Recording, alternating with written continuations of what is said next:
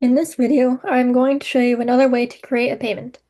In the previous video, I showed you how to record a payment for an invoice by going to the invoice, then selecting Record Payment. But you can also go to the Customers page and click Create Payment, which will fill in the customer for you. Or you can click on the green plus sign and select New Payment. You select your customer, and like in the previous video, you can select your payment method and the date that the payment was made. This will show you all the invoices for the customer that are open or past due.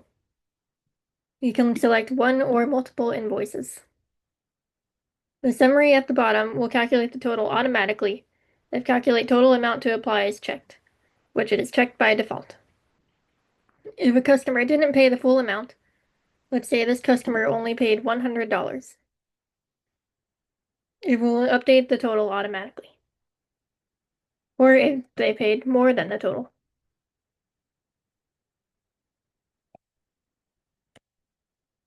We can also uncheck this box and enter a total manually. For example, if a customer sent more than was required, this extra balance will show on the customer's page and can be applied to future invoices. Then we can click Save Payment to post the payment for this customer.